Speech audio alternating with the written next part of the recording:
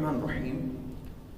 ताज़ियत कितने दिन करनी चाहिए और ताज़ियत में अफजल क्या है और मकरूह क्या है। देखें कि ताज़ियत में अफजल ये है कि जिसको जो है खबर पहुंच जाए कि फ़लाँ के बेटे या फ़लाँ के वालिद का इंतकाल हो गया है, तो अब उसके लिए अफजल अमल ये है कि वो पहले दिन ही ताज़ियत करे। और अगर किसी को खबर नहीं पहुंचती तो अब उसके लिए जो है बेहतर यही है कि जिस दिन उसे खबर पहुंच जाए वो उसी दिन आकर ताज़ियत करे।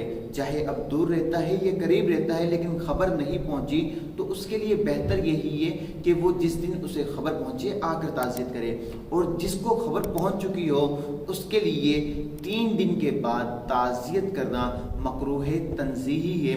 और ताज़ियत में वो ये कहे कि अल्लाह तबारक व तआला मैयत की मग़फ़िरत फरमाए, अल्लाह तबारक व तआला मैयत को अपनी रहमत में ढांप ले, अल्लाह तबारक व तआला इस मुसीबत पर सब्र करने के बदले आपको अजर अता फरमाए, सवाब अता फरमाए। इस तरह ताज़ियत करनी चाहिए। और ताज़ियत में अफजल जो अमल है हमें वही करना चाहिए कि ताज़ियत में अफजल ये है कि हम पहले दिन ताज़ियत करें, पहले दिन जाकर अफसोस का इजहार करें। अल्लाह तबारक व तआला मुझे और आपको दीन मतीन पर चलने की तौफीक अता फरमाए। आमीन बिजाहि नबी आमीन।